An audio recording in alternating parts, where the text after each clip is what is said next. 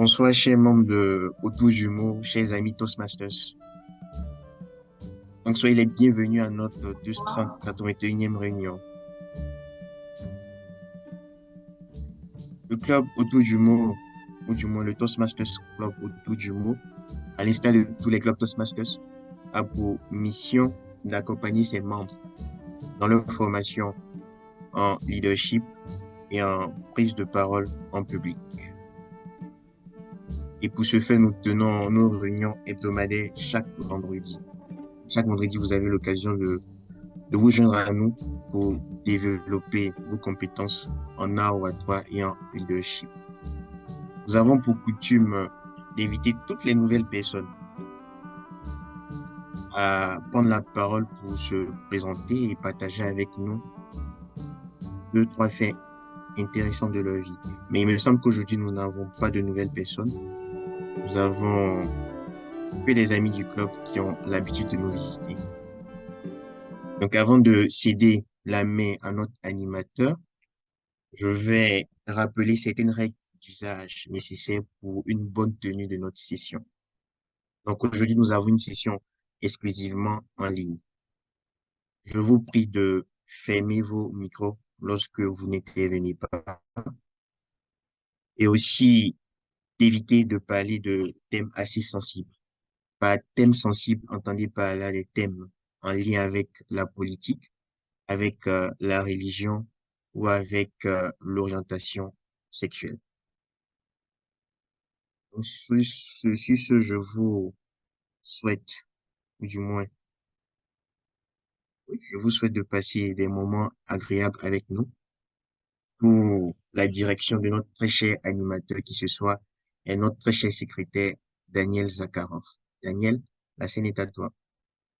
Merci beaucoup, Monsieur le Président. Chers amis, chers Toastmasters, bonsoir. Le thème de notre réunion ce soir est le temps. C'est vraiment le thème très général. Le temps fuit sans retour, emporte notre adresse. On chante dans un des opéras. Et vraiment, le temps est une catégorie très générale, mais aussi très fluide. C'est aussi important de noter que le temps est aussi une catégorie égalitaire. Égalitaire pourquoi? Parce que tout le monde, chaque de nous, ont vraiment la même quantité du temps chaque jour. Chaque de nous, chaque jour, chaque semaine, chaque mois, chaque année, nous avons 24 heures chaque jour. Et c'est vraiment pour nous à décider comment nous utilisons ce temps, comment nous augmentons l'efficacité de ce temps. C'est pourquoi le temps vraiment une catégorie générale, aussi égalitaire, et le temps est une catégorie fluide aussi, parce que le temps fuit, tout passe, et il est impossible de tenir le temps. Il est possible de tenir nous-mêmes dans ce temps. Il est possible d'augmenter l'efficacité de nos actions dans le temps. Mais il est impossible de gérer le temps même. On parle beaucoup de la gestion du temps. Mais vraiment, c'est vraiment le concept plus pratique parce que chez Toastmaster, nous parlons des choses pas générales, pas seulement générales, mais aussi de choses pratiques, comment nous pourrions utiliser ces savoirs, ces choses dans notre vie quotidienne.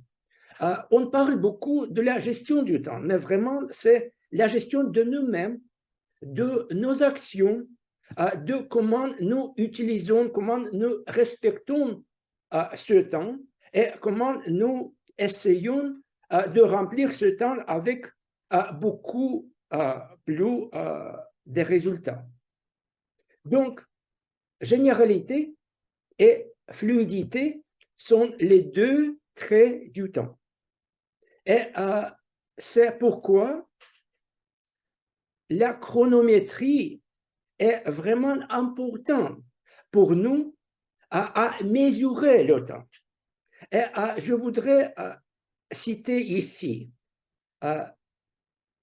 une personne que je respecte beaucoup, M. François Mitterrand, un des présidents de la République française, qui a dit qu'il faut avoir du temps au temps.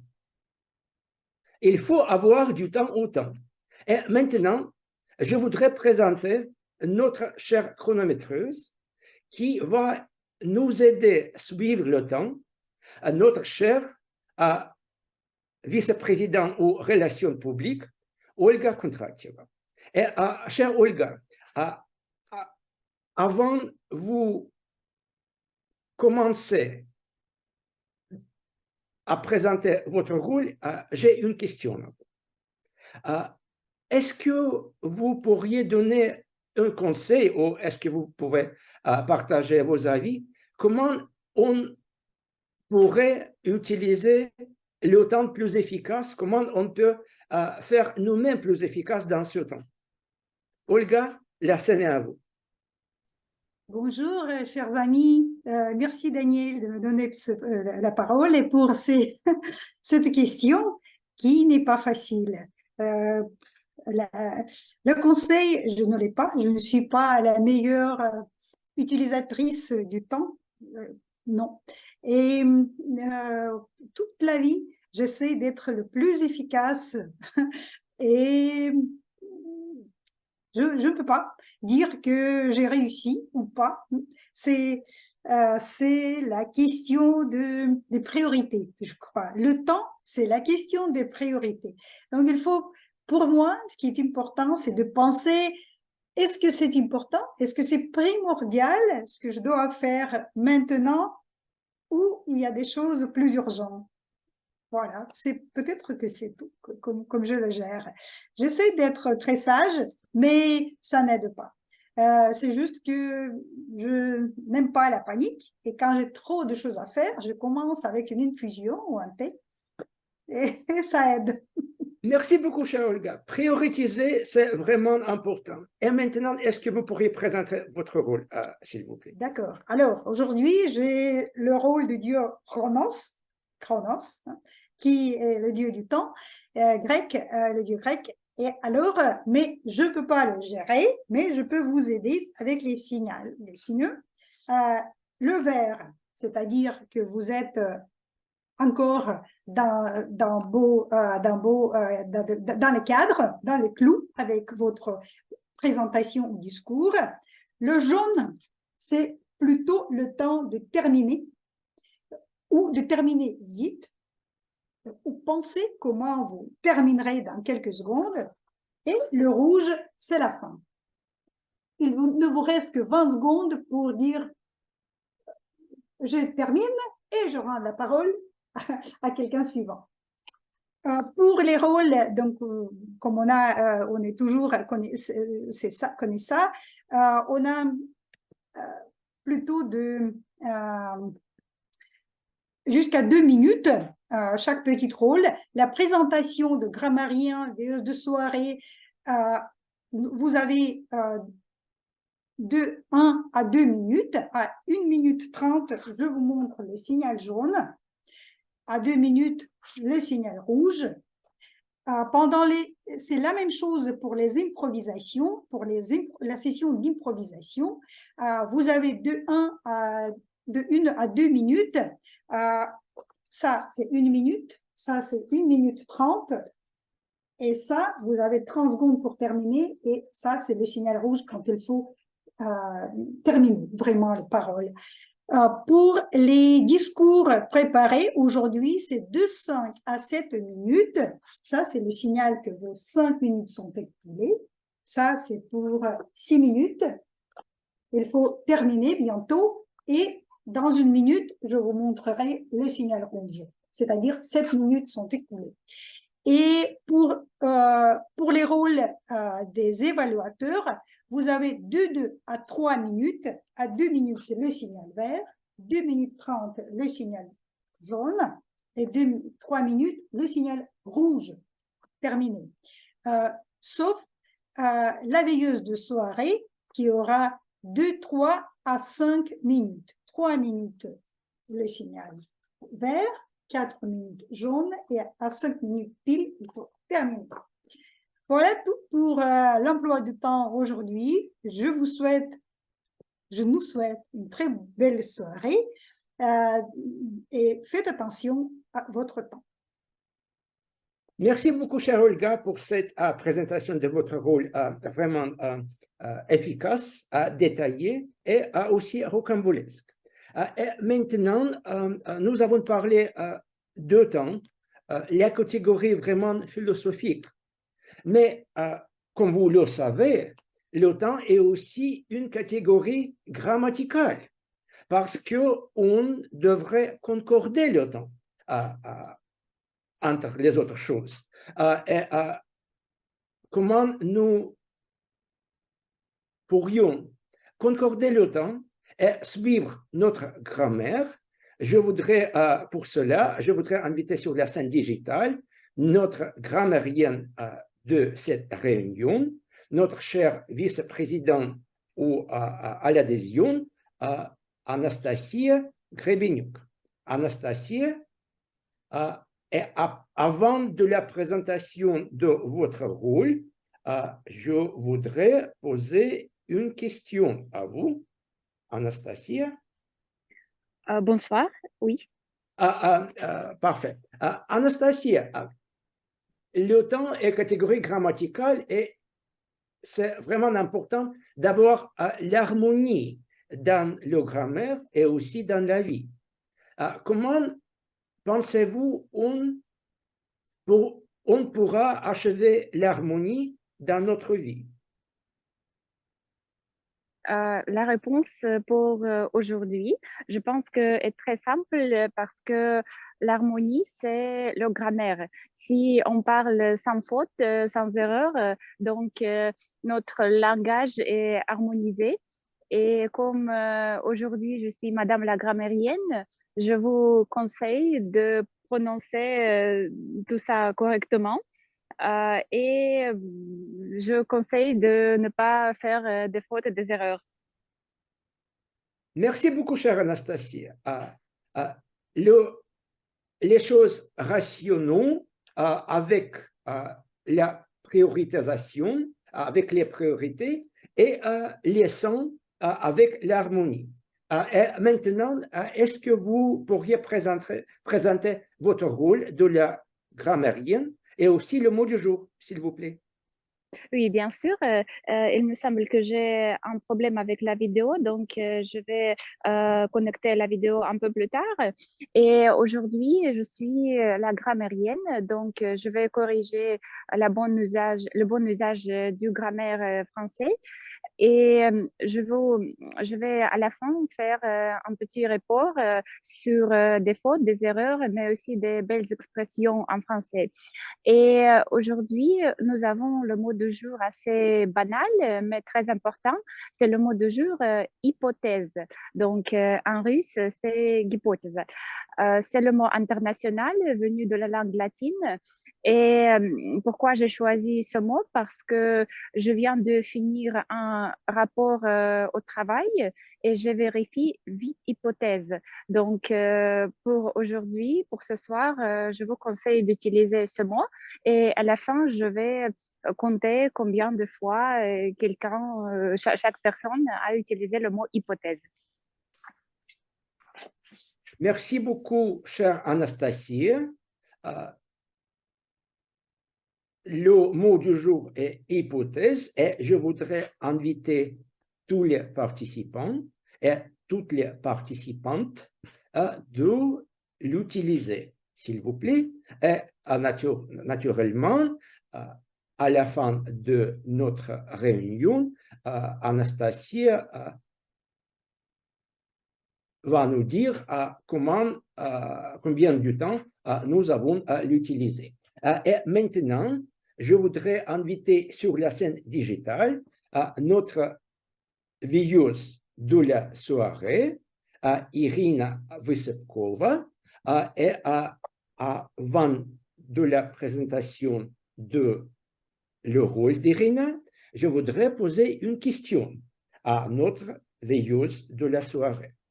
Irina, nous avons parlé du temps, des priorités, de l'harmonie, mais aussi pour le temps et aussi la chronologie très importante pour fixer les événements dans le temps. Et pour les fixer, on peut les dessiner, décrire, mais aussi on devrait les mémoriser. Est-ce que vous pouvez partager avec nous votre avis, quelle technique, à votre avis, on pourra utiliser pour améliorer nos mémoires, pour mémoriser plus et plus efficace? Irina? Merci, cher Daniel. Bonsoir à tous. Merci, Daniel, pour cette question. Et franchement, j'ai déjà fait un petit mouvement vers la réponse de cette question parce que j'ai trouvé beaucoup de photos chez l'appartement de mes parents ces jours et j'ai découvert qu'il y a plus de 20 000 photos dans l'appartement. Et presque chaque moment de ma vie, de mon enfance, a été chronométré et a été mémorisé par la technique de la photographie. Et malgré de l'existence des nouvelles technologies aujourd'hui, je crois que l'époque ancienne nous a donné beaucoup de mémoire grâce à la photographie. Voilà. Merci beaucoup, chère Irina. La photographie est vraiment le moyen pour améliorer nos mémoires, bien sûr. Maintenant, est-ce que vous pourriez présenter votre rôle, s'il vous plaît? Oui, bien sûr. Aujourd'hui, je suis veilleuse de la soirée et ça veut dire que je vais vous écouter très attentivement et je vais écrire des questions et à la fin de la réunion, je vais créer un petit quiz et je vais vous poser des questions. Alors, vous devez être très attentif parce que les questions seront liées au sujet et aux détails des discours et des prestations, peut-être pendant la session des improvisations. Voilà, soyez braves et attentifs. Alors, la parole est à toi, Daniel. Merci beaucoup, chère Irina. Et c'est vraiment ça, notre vie est construite des petits détails. C'est pourquoi c'est très important de les suivre et de les mémoriser. Avec ça, nous avons fini notre partie de l'introduction des rôles techniques. Et maintenant, nous pouvons commencer une de nos parties principales, c'est la partie des discours préparés.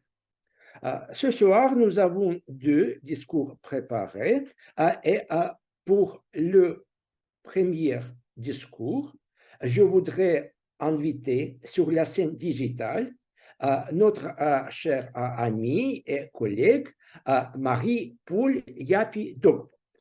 Avant je présente le discours de Marie-Paule, j'ai une question à Marie-Paule. Marie-Paule, voilà une question. La chronologie est très importante dans notre vie. Pourquoi? Parce que la chronologie est très importante pour l'histoire, pour la documentation et pour toutes les affaires dans notre vie. En plus de la photographie que notre chère veilleuse de la soirée nous a mentionné, à votre avis, y a-t-il des autres moyens qu'on pourra utiliser dans ces efforts de la chronologie des événements? Marie-Paule.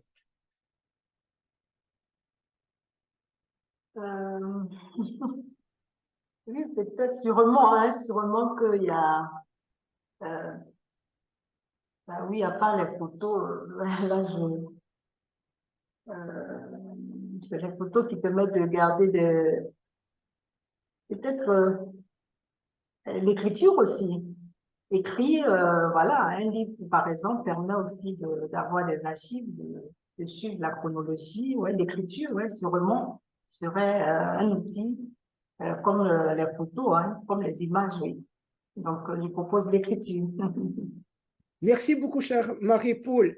C'est pourquoi tous les écrivains et tous les dessins dans la France, dans la Russie et dans les autres pays, vraiment les personnes si importantes dans notre vie, parce qu'ils ont témoigné les événements qu'on a vécu dans ces époques-là. Et maintenant, je voudrais présenter le discours de Marie-Paule. C'est le discours de parcours maîtrisé, présentation, et c'est un discours qui est consacré au projet langage corporel efficace. L'objectif de ce projet est que le membre prononce un discours en ayant conscience de son langage corporel intentionnel et involontaire, ainsi qu'il apprenne, pratique et affine la manière dont il utilise la communication non verbale lorsqu'il prononce un discours. Et voilà, Marie-Paule Yapi-Dogbo, ma vie des affaires étrangères. Ma vie des affaires étrangères, Marie-Paule Yapi-Dogbo.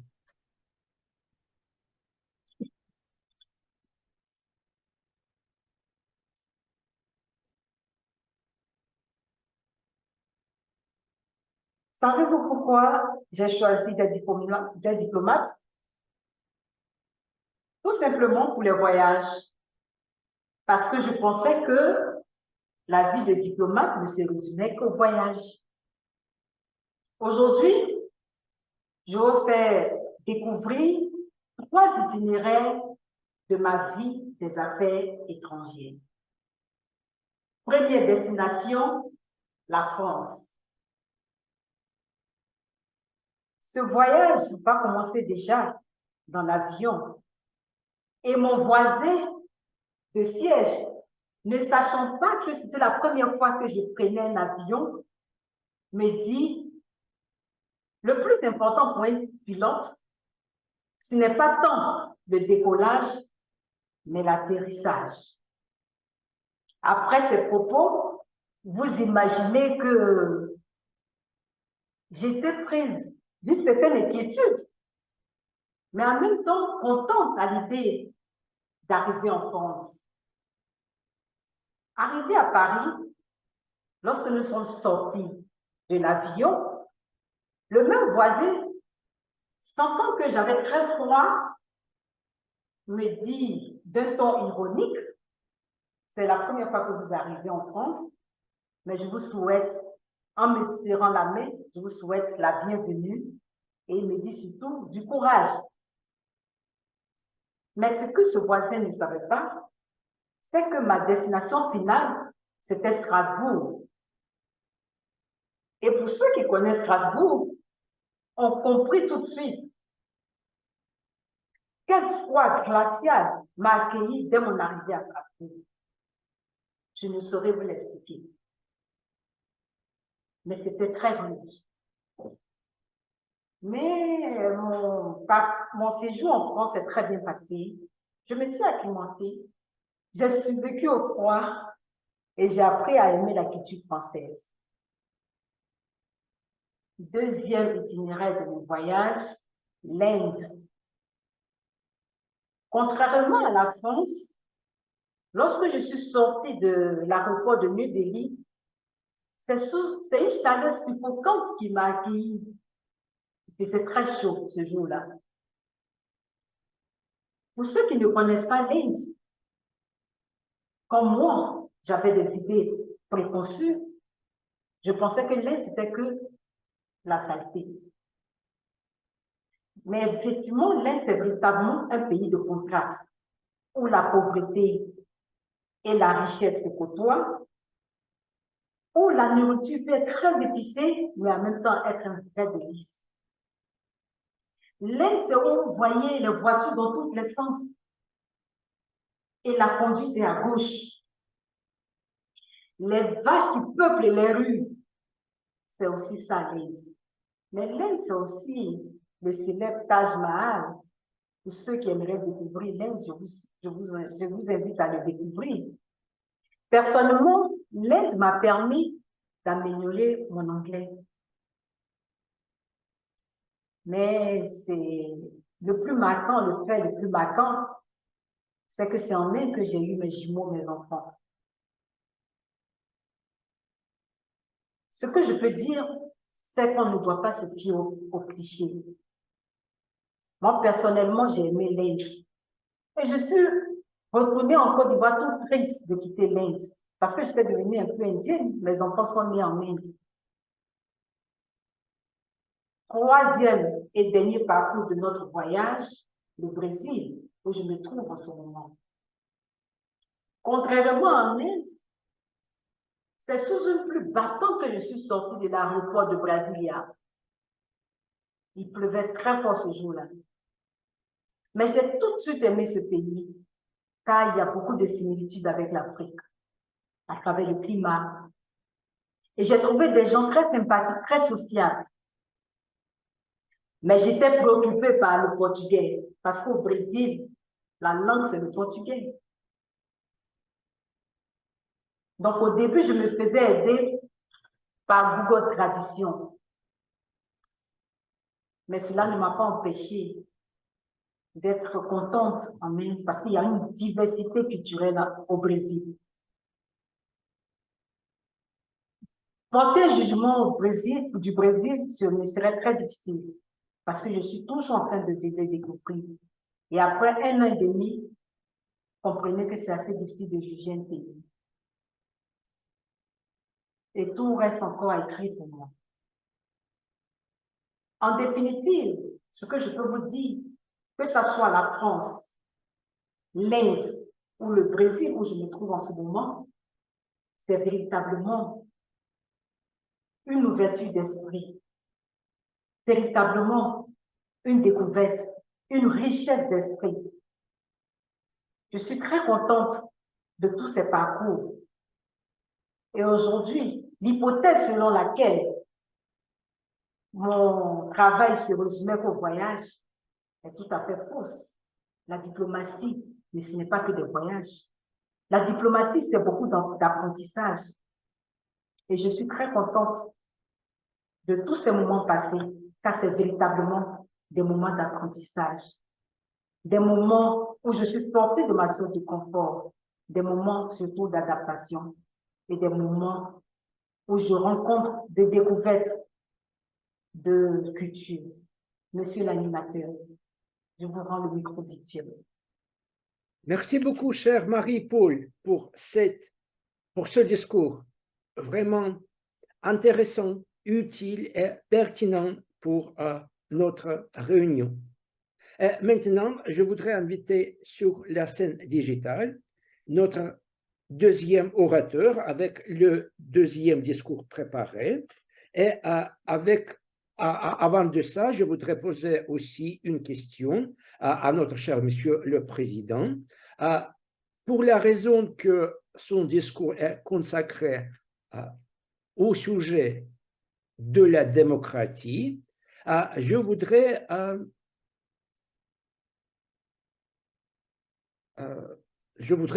clarifier. Xavier, à ton avis, quelle est la démocratie préférée dans le temps de l'histoire mondiale? Par exemple, la démocratie grecque, romaine, de Moyen Âge, ou peut-être, qu'est-ce que tu en penses? Monsieur l'animateur.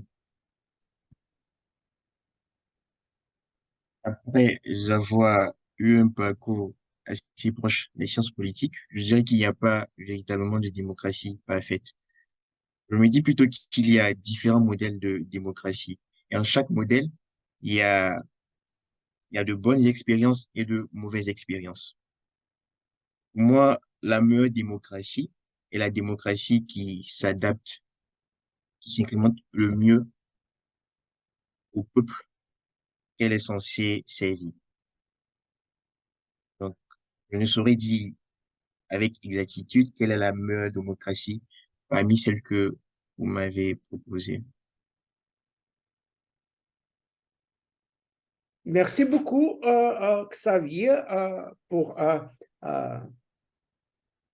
cet avis sur ce sujet de l'histoire. Et maintenant, je voudrais présenter notre deuxième discours. Ce discours est du parcours Relations stratégiques. Le projet est comprendre votre style de leadership.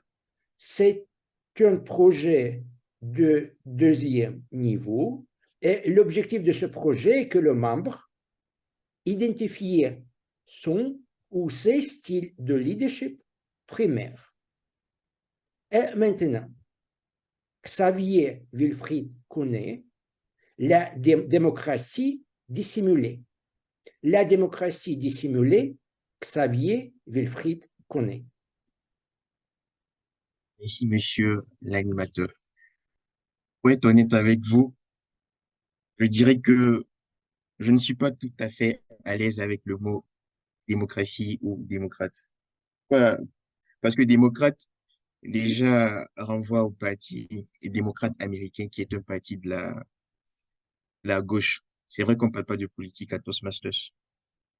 Mais personnellement, je m'identifie comme étant de la droite. Donc, j'ai un penchant politique pour les idées de la droite. Malheureusement ou heureusement, en me prêtant au jeu des questions-réponses sur le site de Toastmasters, il s'est avéré que j'avais un style de leadership assez démocratique, ce qui m'a assez étonné. À première vue, on aurait pensé que j'ai un style assez autoritaire. Mon style de leadership, un peu comme ma personne, est le reflet de mon mode de vie ou du moins de l'environnement dans lequel j'ai grandi. Je dirais aussi que ce style de leadership-là est à l'image de mon père qui constitue pour moi mon principal modèle. Je commencerai par vous partager ma vision du leader. Pour moi, un leader, c'est d'abord une personne. Ensuite, c'est une personne qui a des compétences, qui a une expérience, qui a des aptitudes, qui a des connaissances. Au-delà de ses aptitudes et expériences, c'est une personne qui a la capacité de joindre à elle d'autres personnes qui ont des profils ou personnalités qui sont pas forcément similaires à la sienne, afin d'œuvrer ou mettre en place une vision pour atteindre des objectifs. C'est ainsi que je conçois le leader. Bien sûr, aussi fait, chaque leader a des approches différentes en fonction de la réalité. Un leader peut être démocratique, il peut être autoritaire, il peut être du coaching, il peut être bureaucratique, il peut être altruiste, il peut être affiliatif. Ces types de leadership que je viens de vous citer sont les types que Toastmasters m'attribue après avoir répondu au questionnaire. Alors, je vais partager avec vous mon leadership, mon parcours de leadership et pour finir, mon leadership en tant que chef d'unité. C'est cette expérience de leadership qui m'a le plus marqué, du moins oui, qui m'a le plus marqué. D'abord, mon parcours de leadership a véritablement commencé au collège. Déjà en classe de sixième. En classe de sixième, j'étais le représentant de ma classe au sein du comité culturel de mon collège. Pour vous donner une idée, mon collège était assez grand. C'était un collège de 800 élèves. Et pour facilement administrer le collège, on avait différents comités. Et le comité le plus important du collège était le comité culturel, parce que c'est le comité qui organisait les meilleures activités, les activités les plus attractives, et c'est le comité qui avait le budget le plus conséquent. Donc, tout le monde voulait intégrer ce comité-là. Et moi, pendant 3 ans, de ma sixième à ma quatrième, j'ai siégé au sein de ce comité en tant que représentant de ma classe, un peu comme un député. Par la suite, au lycée, j'ai été délégué de ma classe et aussi secrétaire général du conseil des délégués de mon lycée. Et enfin, en tant que scout, où j'ai d'abord servi en unité avant d'occuper des fonctions purement administratives. C'est de cette expérience en unité que je vais vous parler. Donc, c'était une expérience, je dirais, à la fois démocratique et autoritaire. Et pour donner un thème ou une appellation à cette expérience-là, je l'ai dénommé Xavier, le chef d'unité des Oranges. D'abord, pour commencer, il vous faudra comprendre la structure de l'organisation scout. Au sein du scoutisme, nous avons une organisation similaire à celle de l'armée parce qu'elle a été créée par un militaire. Donc, un groupe scout, c'est un peu comme un bataillon.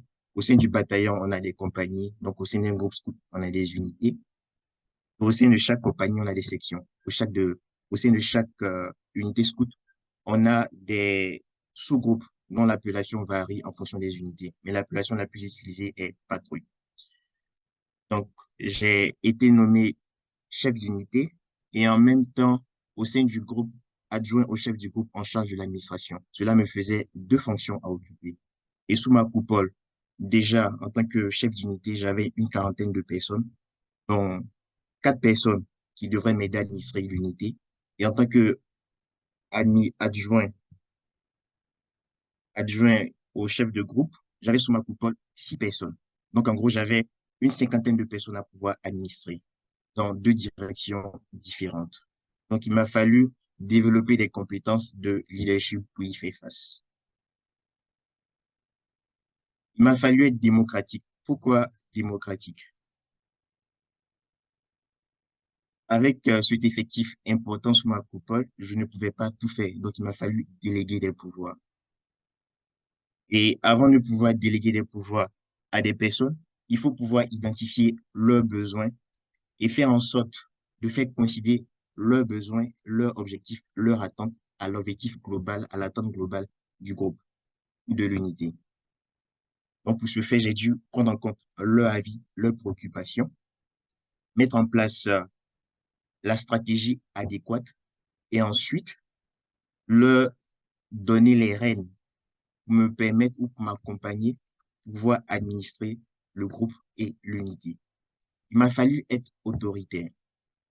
C'est vrai qu'ils ont été intégrés dans la conception, mais au niveau de l'exécution, très souvent, il y avait des retards. Les retards compromettaient l'atteinte des objectifs. Et je ne pouvais pas me permettre de ne pas atteindre les objectifs qui m'étaient assignés par ma hiérarchie. Donc, j'ai dû mettre la pression. À certains moments, j'ai dû menacer, j'ai dû user de mon pouvoir pour que les tâches soient exécutées à temps, pour que les rapports soient rendus à temps. Il m'a fallu être un coach. J'avais sous ma coupole des gens qui venaient fraîchement d'achever le stage, donc qui étaient des stagiaires. Et l'une de mes missions était de faire d'eux des futurs chefs d'unité. Et qui dit futur chef d'unité dit des personnes qui ont de l'expérience et qui ont de la connaissance. Donc, je devrais partager avec eux mon expérience et aussi je devrais les former. Je devrais leur inculquer les valeurs, les notions de base d'un bon chef. Mon expérience, je dis que mon expérience en unité se résume autour de ces trois grands styles de leadership, à savoir démocratique, autoritaire et coaching. Je dirais que j'y suis arrivé parce que au thème, euh,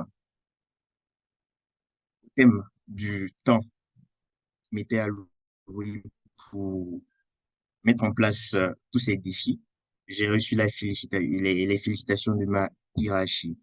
Donc, j'y suis arrivé. Mais de là, la leçon que je retiens, c'est de croire en la spécificité et en l'originalité de chaque personne. C'est la base. Collaborer en intégrant les singularités reste une approche efficace, stratégique et durable. J'ai toujours eu, je me suis toujours répété cette assertion au fond de moi. Nos différences, notre force. On est certes différents, mais lorsque on intègre, on accepte les différences, en fait ces différences-là une force. Monsieur l'animateur. Merci beaucoup, monsieur l'orateur. Et avec ce discours, nous finissons la partie des discours préparés et nous commençons notre deuxième partie, la partie des improvisations, qui va être menée par notre chère animatrice des improvisations, Svetlana Bokareva. Svetlana, je voudrais poser une question à vous avant nous commençons la session qui a la durée de 20 minutes. Svetlana?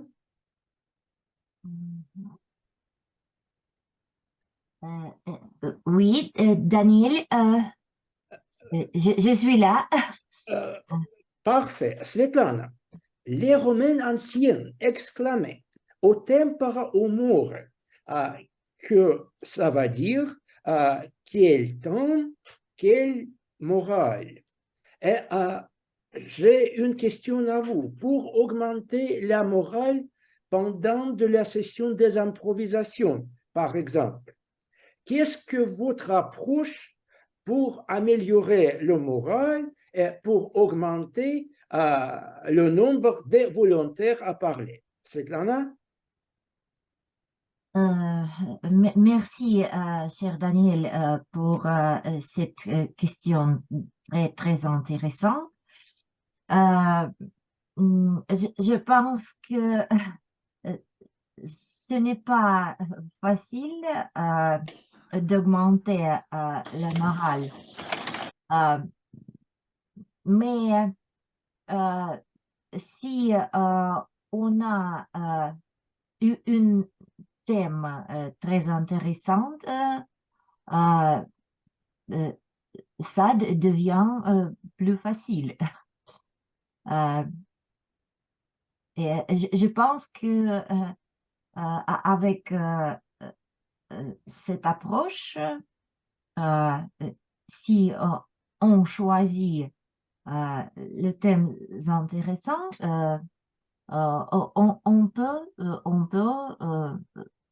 augmenter l'intérêt et peut-être les gens voudraient parler.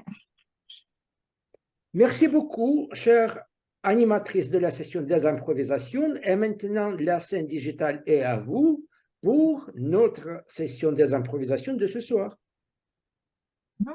Merci, cher Daniel. Un moment technique. Est-ce que je peux partager mon écran? Je pense que je peux le faire. Un moment.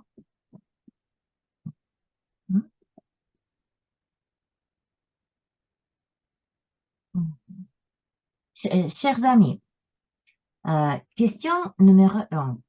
Dans la vie quotidienne, avez-vous découvert que vous parlez aussi vite qu'un opérateur de télévente?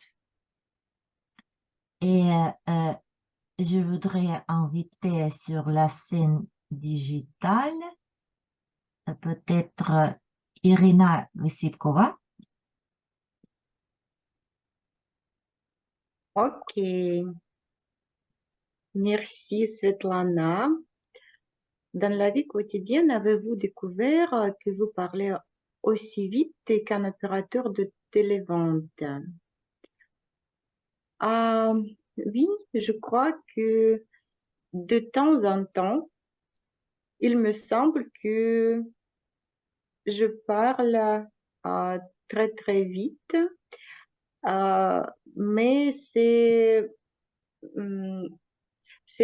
pour la raison, je crois, parce que je suis une personne très sensible et c'est pourquoi dans un moment très sensible, j'augmente euh, j'augmente la quantité des mots lesquels je prononce. Mais ce n'est pas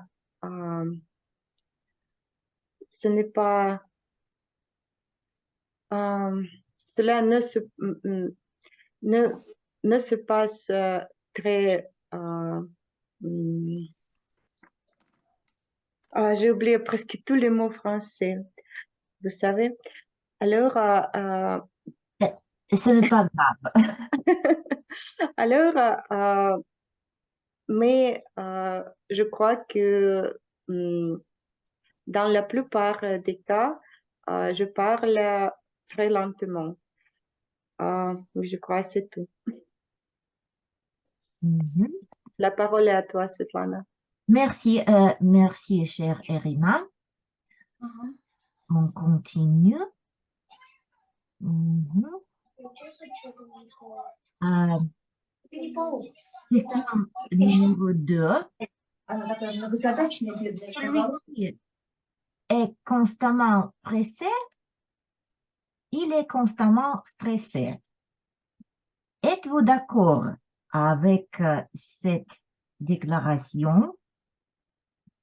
Et je voudrais inviter peut-être peut-être Masha Tournaeva. Est-ce que vous pouvez répondre à ces questions? Je ne connais pas la réponse correcte, mais j'essaierai. Vous m'entendez, oui? Oui, D'accord. Je peux commencer? bien sûr. Merci. Je lis votre micro. Je vais le désactiver. Alors, je commence dès maintenant. Moi, je peux paraphraser cette phrase qu'avec le stress, on a toujours de la pression. Parce que quand on a beaucoup de choses à faire, il est impossible de rester calme, concentré et profiter de la vie autour de nous. Alors que quand on n'a rien à faire, peut-être on peut stresser aussi parce que la procrastination a cette force sur nous pour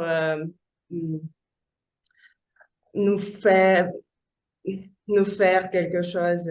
Mais maintenant, ma condition constante est le stress, je crois. Il faut juste savoir parler avec vous-même pour régler toutes ces pensées, parce qu'elles seulement dans notre tête. Mais quand quelqu'un travaille dans une grande entreprise avec un énorme nombre de tâches à accomplir par jour, il est impossible d'éviter le stress. Alors que si la vie personnelle et professionnelle d'une personne ne se dépend que de cette personne-là, je crois qu'il est crucial, c'est seulement mon hypothèse, qu'il est crucial de travailler avec la psychologie et essayer d'en parler, euh, donner à soi-même ces instants du calme pour continuer, concentré, mais pas stressé, à mon avis. Merci. Merci, merci, chère Masha. C'était très, très intéressant. Et Donc, on continue. Question numéro 3. Est-ce que vous pouvez voir mon écran? Ça marche? Oui. Mhm.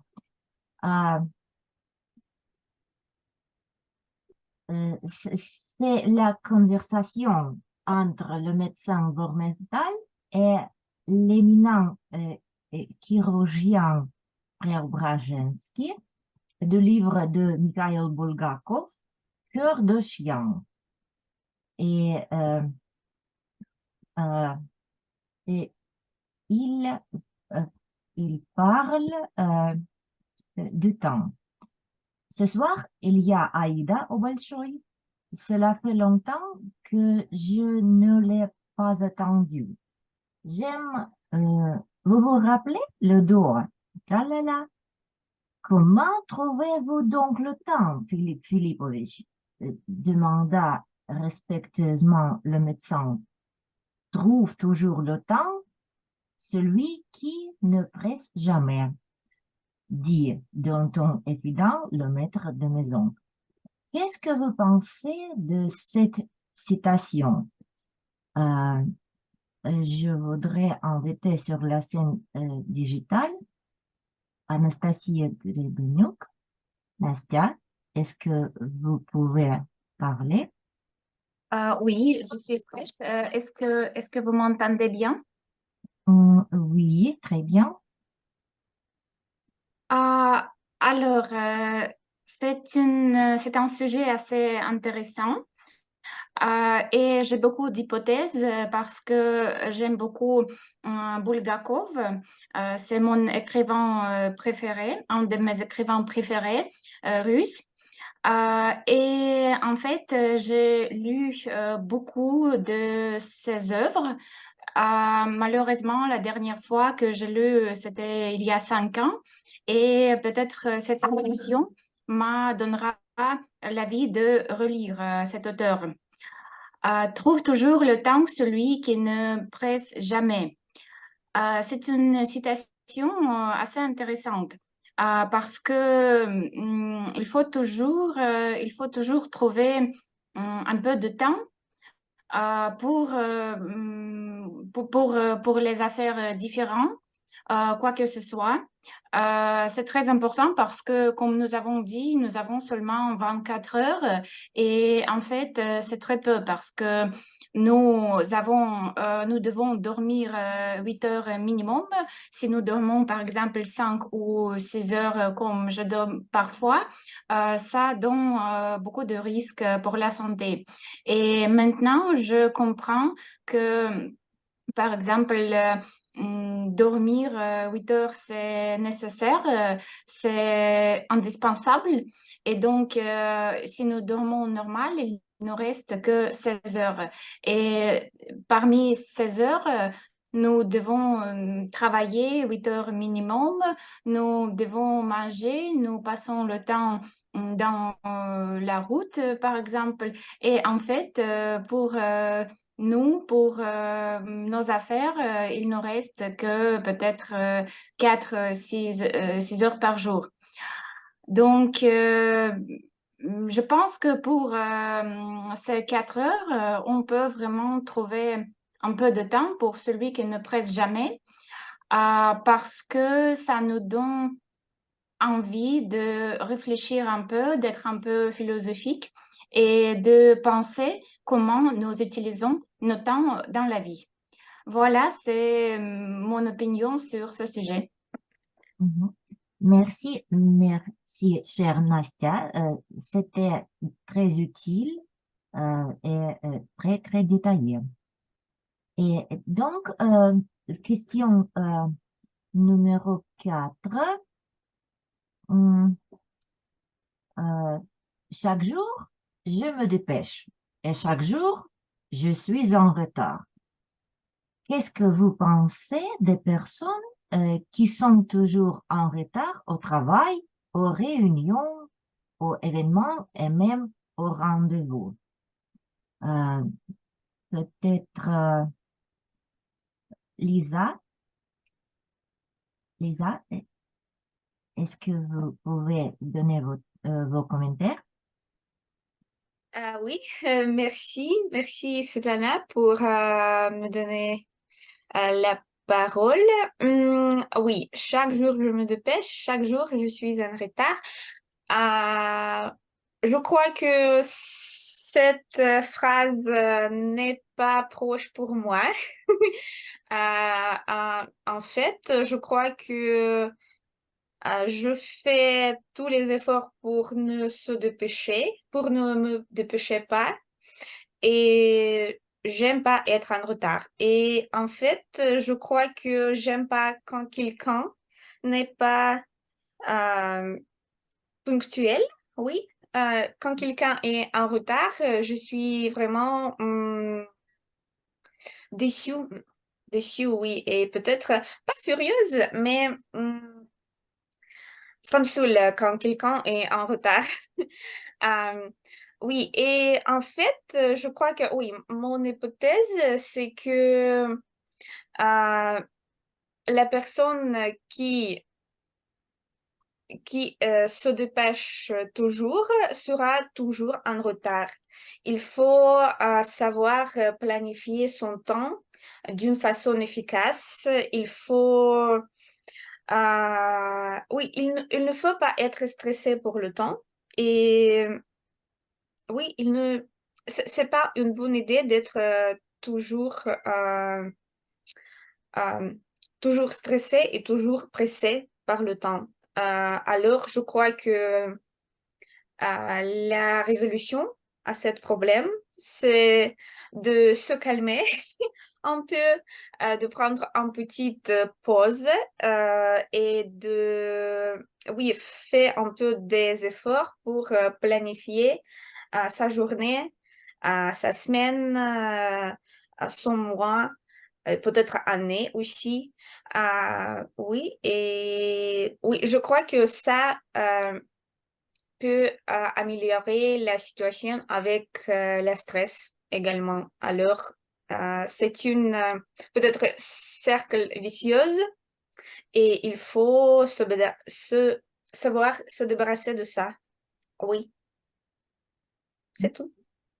Merci, merci Lisa pour toute l'information. C'était très, très utile pour moi et pour les autres, je crois. Donc, on continue avec question 5. On dit que le temps, c'est de l'argent. Et avec quoi pourriez-vous comparer le temps?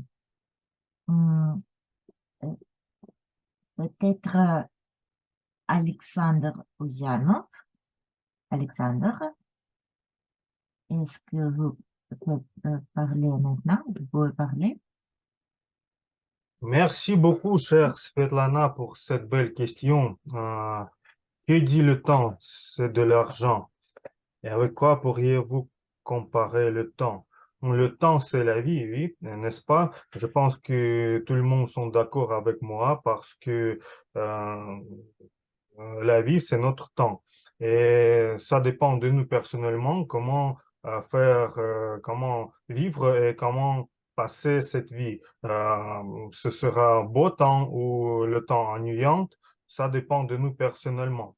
Aussi, comme logicien, oui, je suis d'accord que c'est le temps, c'est l'argent. Si tu perds du temps, tu peux perdre beaucoup de l'argent. Aussi, je pense que euh, si tu, par exemple, dors très tard, si tu te réveilles très tard, tu perds aussi le temps que tu puisses utiliser pour faire quelque chose d'utile. Mais il vaut mieux,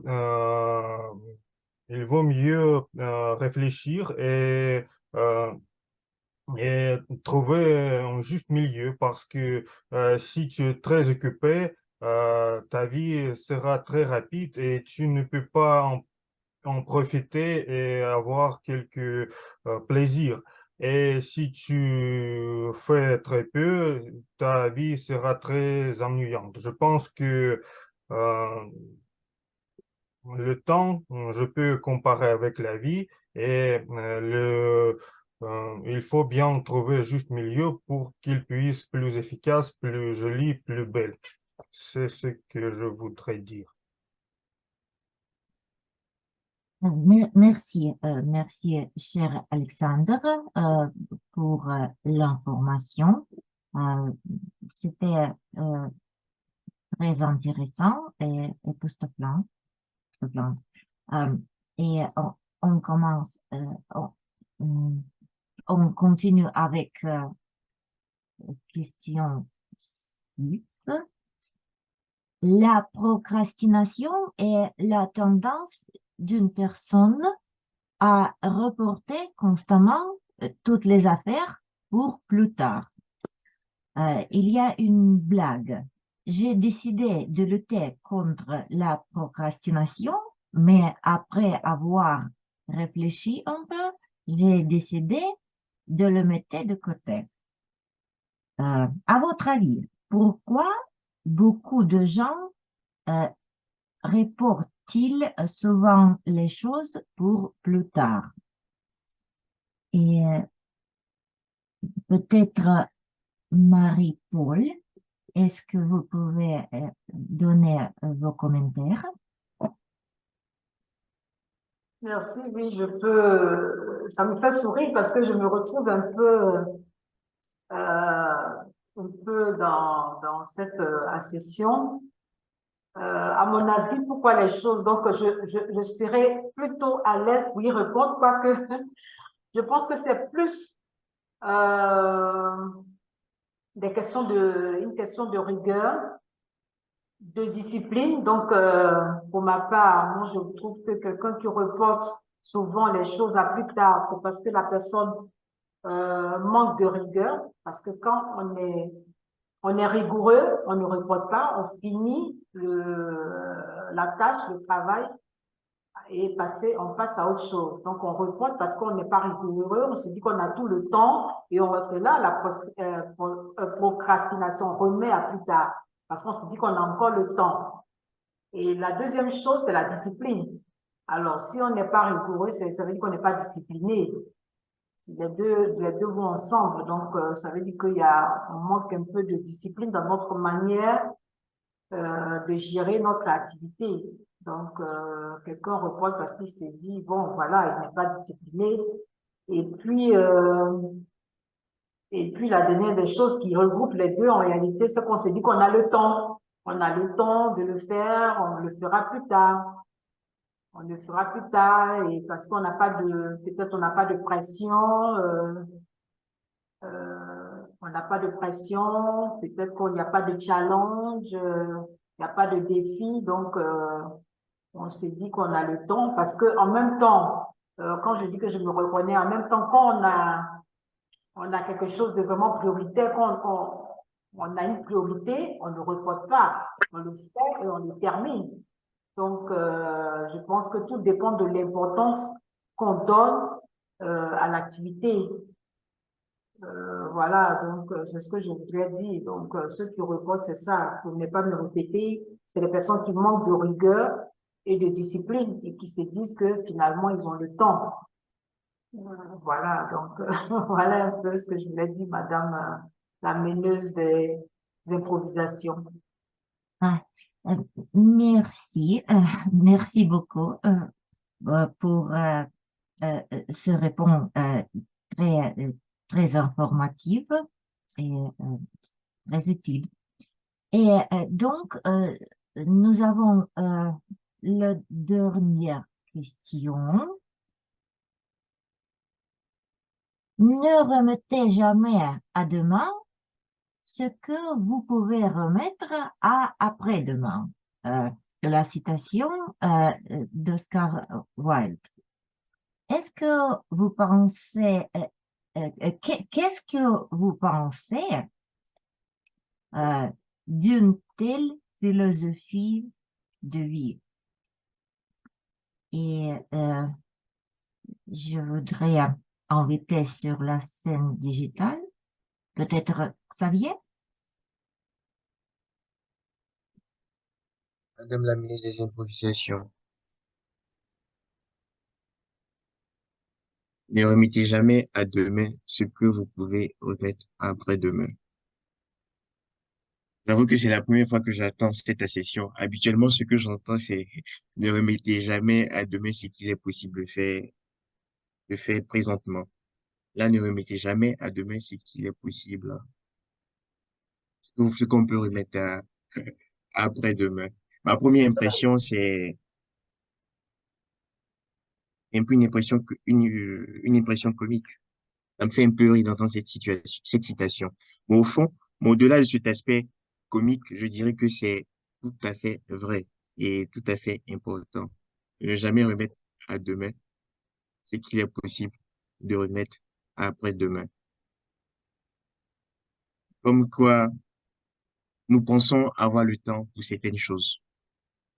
Nous pensons que nous avons toujours le temps pour réaliser certaines choses. Or, au fond, ce temps-là, je dirais qu'il est virtuel. Il n'est pas réel. Il nous échappe. Et très souvent, c'est ce que nous oublions. Donc, un peu comme Oscar Wilde le dit, ne remettez jamais à demain ce que vous pouvez remettre après demain. Je suis parfaitement d'accord avec Oscar.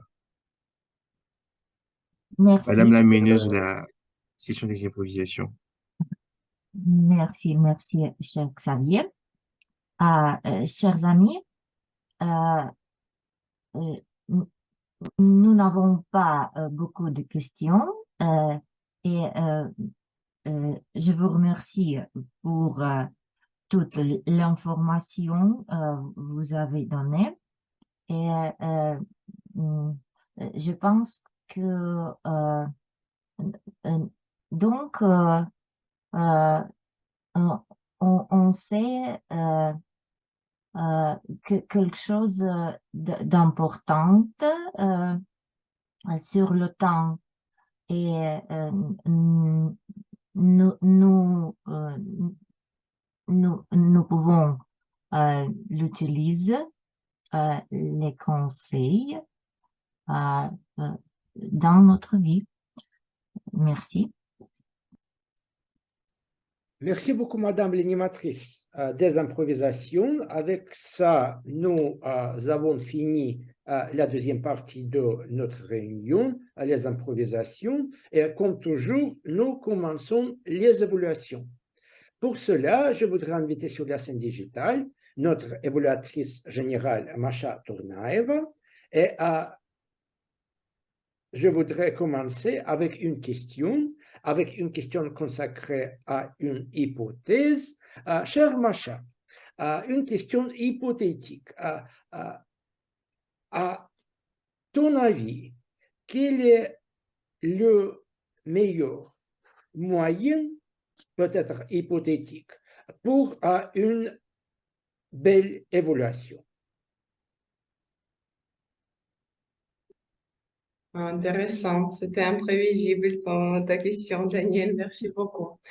Alors, d'un côté, je pense que peut-être c'est de l'expérience, parce que même hors de notre communauté, peut-être un évaluateur ou une évaluatrice peut être soit patron d'une entreprise, soit professeur professionnel. Et là, vous pouvez donner des rapports, vous pouvez gérer le travail de votre compagnie, de votre équipe, de vos élèves. Euh, mais je crois que c'est plutôt l'honnêteté et l'empathie parce que ces deux critères, quand vous êtes trop honnête, vous allez regretter après. Mais quand vous savez filtrer vos mots et vous restez empathique par rapport à une personne que vous êtes en train d'évaluer, peut-être ça va finir avec un grand progrès aussi pour vous, mais non seulement pour vous-même, mais aussi pour cette personne. Merci beaucoup, chère Macha, pour cette réponse efficace. Et maintenant, la parole est à la scène digitale et à notre évaluatrice générale, Macha Tournaeva. Merci beaucoup, cher animateur de la soirée. Alors, comme toujours, après la session des improvisations, nous avons la session des évaluations qui va être gérée par moi, Marie Macha Tournaeva. Tout d'abord, dans mon équipe, on va présenter les rapports personnels des discours présentés aujourd'hui. Puis, je donnerai la parole à la grammairienne, chronométreuse et veilleuse de la soirée. Mais selon l'agenda, veilleuse et après évaluatrice générale pour que je puisse respirer profondément et aussi participer à ce jeu d'Irina. Ça me va, comme ça, l'ordre, d'accord, on commence. Tout d'abord, je voudrais donner la parole à Jeannette qui va évaluer le discours de Marie-Paul. Jeannette, à toi. Merci, Madame l'évaluatrice générale, de me donner la parole. Bien avant de procéder à l'évaluation, je voudrais demander au chronométreur de me donner le temps de l'oratrice numéro 1. S'il vous plaît, le temps de son discours.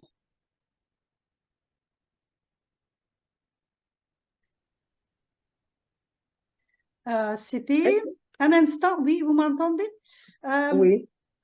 C'était 6 minutes 58 secondes. 6 minutes. Merci. Merci, Olga. Merci, Marie-Paul. Merci. Félicitations pour l'effort que vous avez fourni pour ce beau discours. Mon rôle est de faire en sorte que je fasse une évaluation constructive et bienveillante. Nous avons écouté votre discours qui nous a permis de voyager avec vous. Pour celui qui ne connaît pas la France, ni l'Inde, ni le Brésil, par votre discours ce soir, nous avons pu percevoir les différences de climat au niveau de la France, avec le froid, et au niveau de l'Inde, où vous êtes accueillis par une chaleur époustouflante. Vous avez vu la pauvreté, la richesse, la cohabitation entre les pauvres et les riches, aussi des animaux qui erraient dans la nature. Tout ça fait, c'est magnifique, c'est une découverte qui, au départ, vous avez voulu être diplomate pour voyager. Mais ce n'est pas seulement que le voyage que vous avez vu, vous avez eu le temps de découvrir la beauté du climat, les différences entre tous les peuples et la cohabitation. Merci, Marie-Paul. Le discours devait être vraiment structuré avec une introduction, un développement avec des transitions. Oui, vous avez scindé votre discours en 3 parties, mais je n'ai pas vu c'est-à-dire peut-être que c'était agencé, je n'ai pas vu une introduction. Vous avez détaillé. Je souhaiterais que ce beau travail soit structuré pour votre prochain travail. Vous devez les structurer, faire une bonne introduction et que pendant le développement, on sache que vous quittez de l'étape 1 à l'étape 2 jusqu'au 3 avant cette belle conclusion. Cela n'enlève en rien à la qualité du travail, de votre recherche et tout ce que nous avons appris ce soir. Chère Marie-Paul, je vous encourage parce que vous serez une très bonne oratrice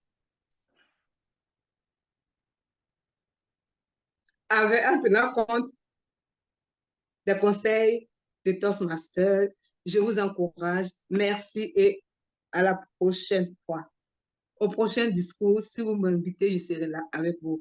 Merci. Madame l'évaluatrice générale, à vous la parole. Merci Jeannette pour ton rapport constructif, mais aussi avec plein d'énergie positive. On se sentit comme on était dans une ambiance amicale avec ton rapport. Alors, j'ai plus rien à ajouter ici, c'était professionnel. Puis, je voudrais passer à l'évaluateur suivant, c'est Herman. Herman va évaluer le discours de Xavier, le deuxième discours d'aujourd'hui. Herman, s'il te plaît. Merci beaucoup, Madame l'évaluatrice générale. On ne le dira jamais assez, mais l'évaluation est l'épine dorsale de la méthode Toastmasters. Après m'être délecté de ce époustouflant discours, l'honneur me choisit d'évaluer un discours d'un dynamique Toastmasters. L'objectif de ce projet est que le membre identifie son ou ses styles et leadership primaire. A-t-il réussi à nous faire voyager dans son univers? Son discours était-il structuré? Vous tentez de répondre à ces interrogations. Notre évaluation s'articulera autour de 3 points. Les points forts, les points d'effort et les points de renfort. Toastmaster Xavier, vous nous avez servi de l'élégance et du style dans la couture de votre discours. Vous avez excellé, oui, dans plusieurs points. Dans un premier temps, j'ai senti de la passion dans votre discours. Pourquoi? Parce que vous nous avez parlé de ce que vous savez le plus et de ce que vous maîtrisez. Je vous ai senti à votre aise. J'ai senti de l'assurance dans votre prise de parole. C'est la marque des communicateurs compétents, avec une voix posée, modulée et affriolante. Vous avez réussi à nous transporter dans votre univers en nous parlant de la démocratie dissimulée à travers un mode de transmission du discours assez structuré. Cela a été mis en exergue en nous définissant votre vision, ensuite votre parcours de leadership et cette petite expérience vécue en tant que chef de l'organisation scout, en tant que chef d'unité et adjoint de chef de groupe. À travers la trame de votre expérience, je puis déceler votre style de leadership primaire, à savoir le style démocratique. Même par moments, vous aviez fait preuve de style autoritaire et du style coaching à l'effet d'atteindre votre objectif escompté. Bravo et félicitations. Vous nous avez servi un très, très beau discours. Il y a juste un tout petit point qui m'a manqué, très cher Toastmaster Xavier. J'ai remarqué que vous étiez assis. Il est vrai que nous sommes en ligne, mais ça aurait été quand même bien de vous voir debout et prononcer votre discours tel un maître du domaine. Quelqu'un a dit aussi que le signe par excellence des bons orateurs est la bonne gestion du temps. Je vous ai chronométré et vous avez excédé un tout petit peu. Or, vous et moi sommes conscients que, bien évidemment, vous avez excédé. Je vous demanderai très prochainement, très cher Toastmasters, de vous tenir debout et d'avoir la conscience horaire. Hormis cela, vous et moi sommes conscients que vous êtes un très grand orateur. J'espère être là très prochainement afin de vous évaluer encore. Je puis affirmer que vous avez atteint vos objectifs. Madame l'évaluatrice générale, j'ai dit. Père Herman, je voudrais te remercier pour ton dynamisme. Je crois qu'on a plus aimé ici parce que tu es vraiment vigoureux avec ton rapport et je crois que c'était bien efficace pour Xavier pour ses discours à venir. On est fini avec les évaluations personnelles et puis il nous reste de donner un rapport au rôle technique Et la première personne dans ma liste, je suis désolée que je ne vous regarde pas, je consulte l'agenda. Euh, Ça va être Anastasia Greminiuk, notre Marianne, qui va nous annoncer combien de fois on a utilisé le mot du jour, est-ce qu'on a fait des fautes, quelles étaient les phrases ambigables, Anastasia. Salut Macha, salut à tout le monde. Chers amis, je vais vous donner le rapport d'usage de la grammaire et je voudrais aujourd'hui commencer par des points d'amélioration parce que il n'y a pas beaucoup de points d'amélioration et puis je vais mentionner quelques points positifs. Donc aujourd'hui, nous avons eu des problèmes avec les articles. C'est pas étonnant parce que en Russie, il n'y a pas, en russe, il n'y a pas d'articles. Donc, c'est pourquoi on a fait un peu de fautes. Donc, je vais les mentionner en discours, c'est masculin, puis la morale, en thème, en cercle vicieux et la dernière question.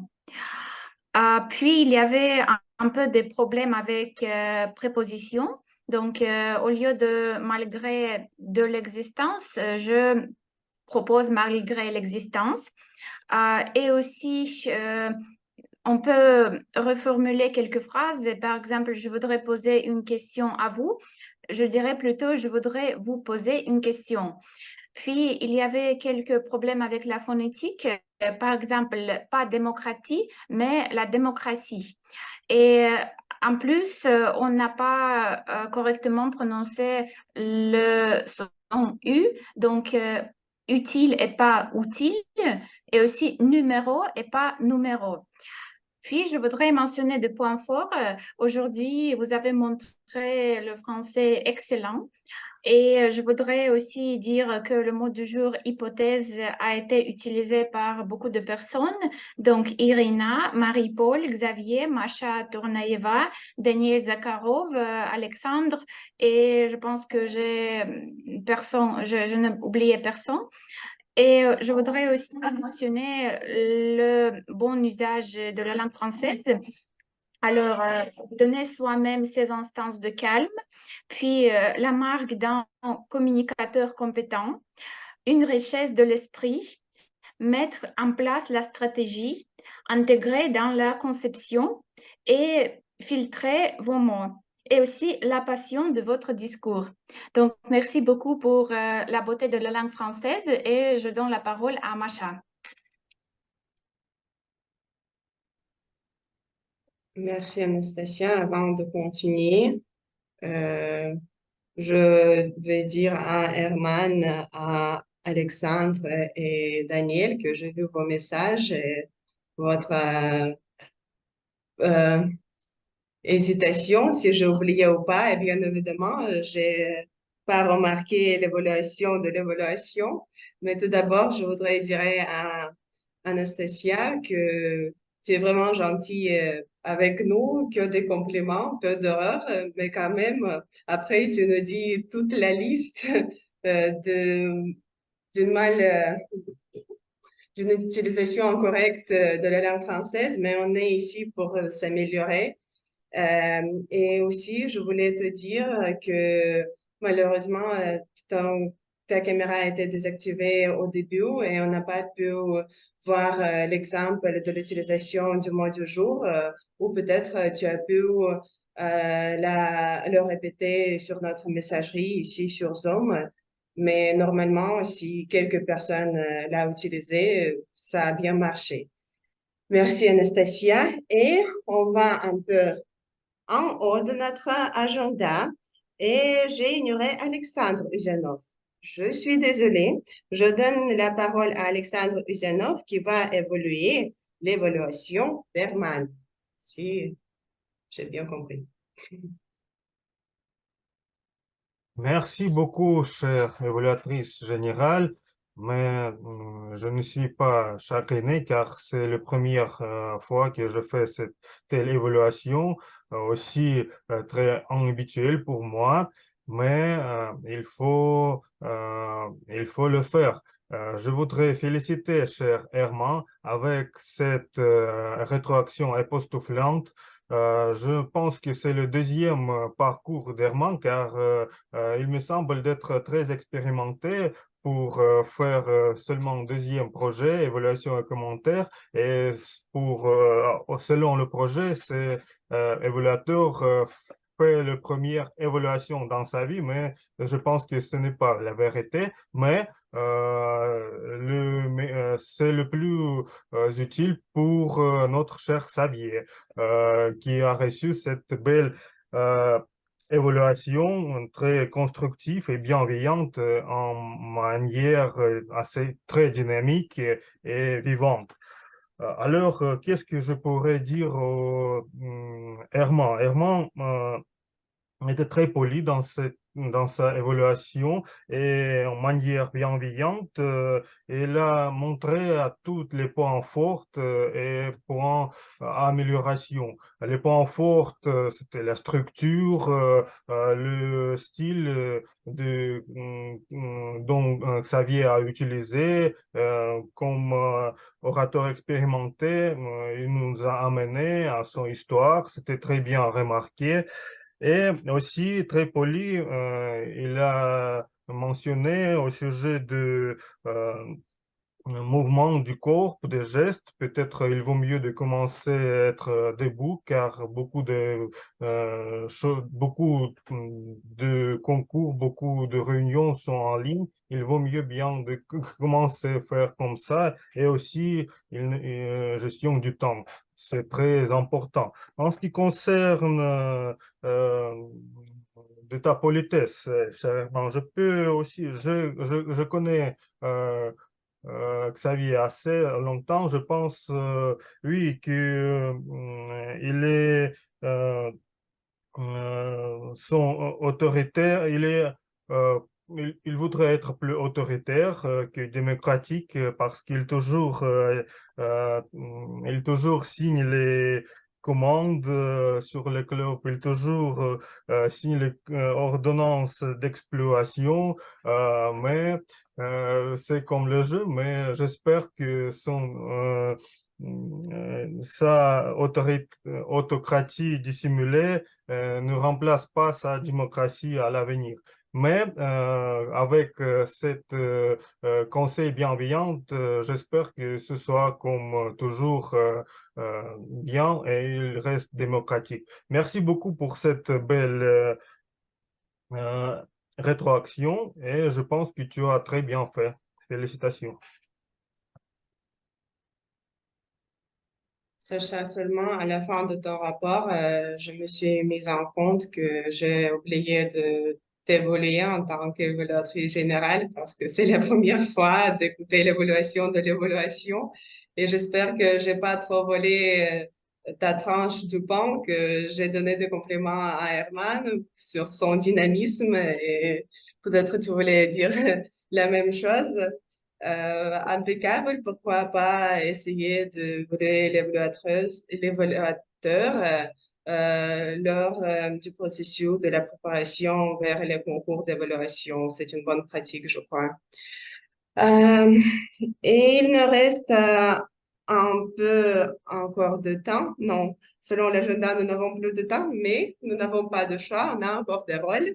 Je voudrais donner la parole maintenant à notre chronométreuse, Olga, mais après, elle devra quand même aussi évoluer la veilleuse de la soirée, mais vous pouvez donner le rapport sur ça un peu plus tard. Mais en général, oui, c'est à vous de dire sur le reste de la réunion. Je me tais. Merci. Alors, mon rôle était très difficile aujourd'hui parce qu'il y avait autant de discours intéressants que, et je ne pouvais pas m'emporter avec, mais j'ai dû regarder sur le chronomètre. Mais quand même, le résultat a été très intéressant. Presque tout le monde était à temps. Je peux peut-être partager mon écran ou juste vous dire, je vais le faire après pour ne pas gaspiller le temps.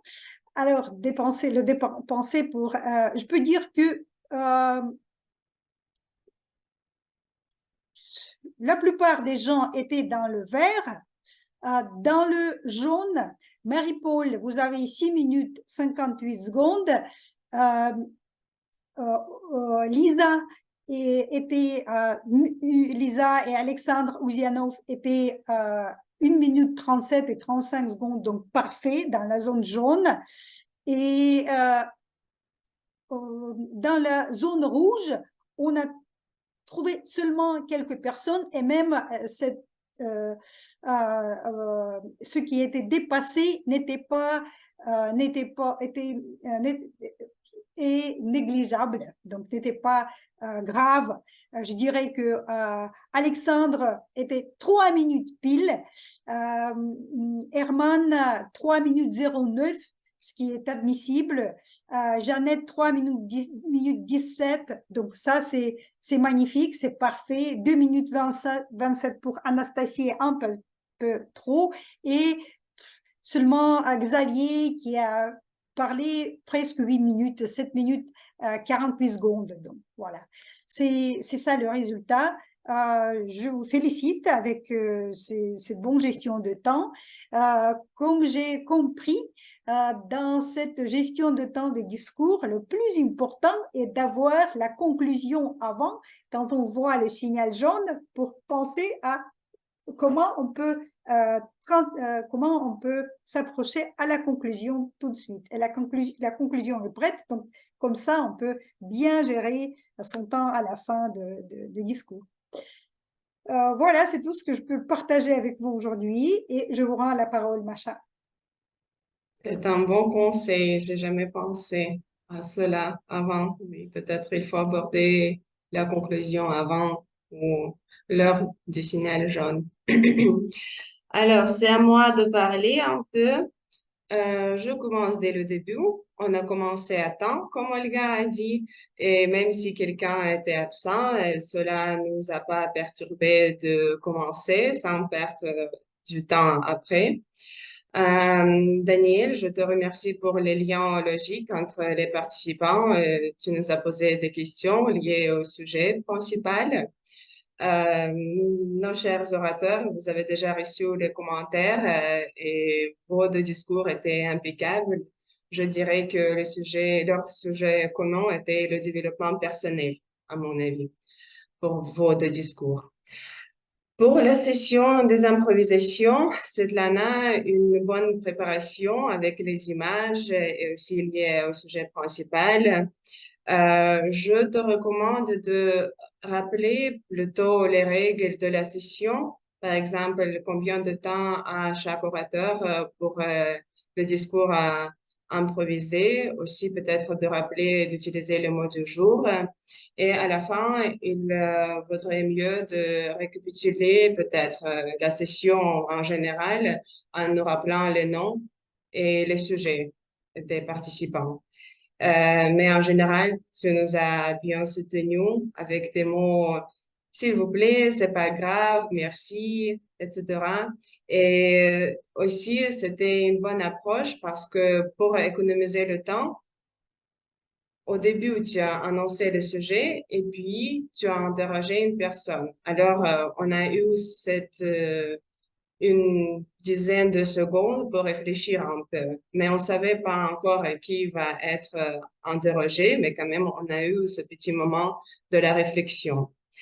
J'ai aussi donné mon rapport pour les évaluateurs et pour les grammariennes. Seulement un truc à dire, ce qui s'est fait chez nous en Russie, chers évaluateurs personnels, normalement, on n'évalue que le discours et le temps du discours est un chronomètreur.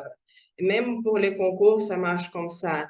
Même si cette personne a dépassé le temps, on doit donner le rapport quand même. Peut-être c'était juste par curiosité ou peut-être à la fin de la réunion, on peut discuter ça. Mais normalement, pour les évaluateurs, le temps ne compte pas trop. Et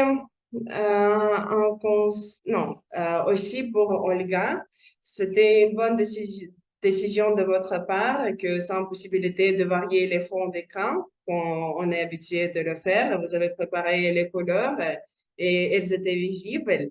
quand même. Et aussi, je vois que vous avez essayé d'économiser le temps, donc on attend le fichier. Je vois pas le messagerie. Non, pas encore, mais vous allez envoyer plus tard le rapport, je vous crois. Et merci pour cette analyse des statistiques générales sur la Réunion. Vous avez mis quelques détails, mais quand même, c'était un peu généralisé, qui était dans le jaune, dans le vert, le rouge même. Et voilà, de ma part et tout, et je suis prête à jouer avec Irina au jeu questions-réponses de la part de la veilleuse de la soirée. Merci. Irina, à toi. Merci, cher Macha, et on commence avec des questions. Voilà, nous avons discuté le sujet aujourd'hui, le temps, et selon Daniel, le temps est une catégorie. À nommer au moins 3 adjectifs que Daniel a utilisés pour décrire le temps. Philosophie? Non. Quelqu'un, levez vos mains. Vos mains. Chronologique. Alors, c'était le temps, c'est une catégorie égalitaire, générale, d'accord, fluide. Alors, on continue. Quel président de la République française est un des très respectés par Daniel? François Mitterrand. François Mitterrand. D'accord. Alors, selon Olga, comment on peut utiliser le temps avec plus d'efficacité?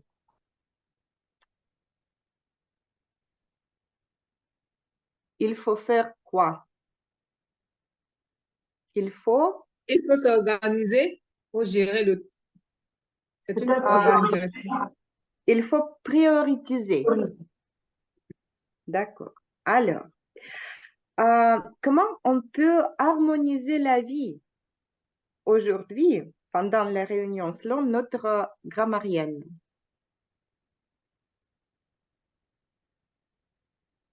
Il faut faire quoi?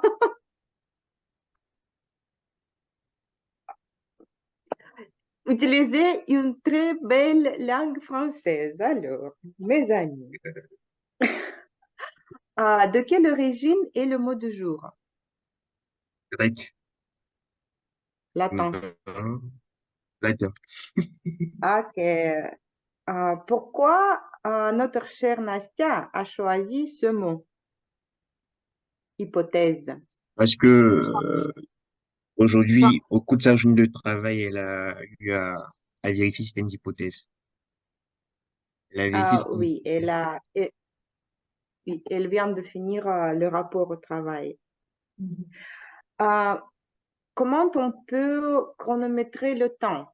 Nous avons mentionné deux moyens au moins. avec les écritures et les photos. Ah, bien sûr. Alors, nous avons voyagé avec Marie-Paul. Chers amis, nommez au moins 4 pays qui ont été mentionnés. Brésil. Côte d'Ivoire, France, Inde, Brésil. D'accord. Alors, et 3 villes? Brasilia, Strasbourg, Paris. D'accord, 3. New Delhi. Ok. Et selon Marie-Paul, la diplomatie c'est quoi? La diplomatie, ce sont les voyages. Non seulement les voyages. Pas seulement les maintenant. voyages. Pas seulement Tout les voyages, d'abord, mais c'est l'apprentissage. L'apprentissage. Alors, et le parcours de notre cher président de concours est quoi? Quel est le nom de parcours de notre cher Xavier? Président du concours, Fanta Brici Traoré. Non, le parcours de Xavier est... Relation stratégique. Oui. Alors, quel institut éducatif ont été mentionnés pendant la présentation de Xavier? C'était scout. Écoute, ouais. Le lycée, le collège. Oui, merci, Ah, cher Masha. Alors, quel écrivain russe a été mentionné pendant la session des improvisations? Bulgakov. Bulgakov, ok. 3 conseils de Lisa pour ne se dépêcher pas. Planifier. D'accord? Se calmer Se calmer. et prendre un petit pause. Alors, et la dernière question, seulement pour les personnes, pour les nouvelles personnes. Quelle est la profession de Sacha Ozianov?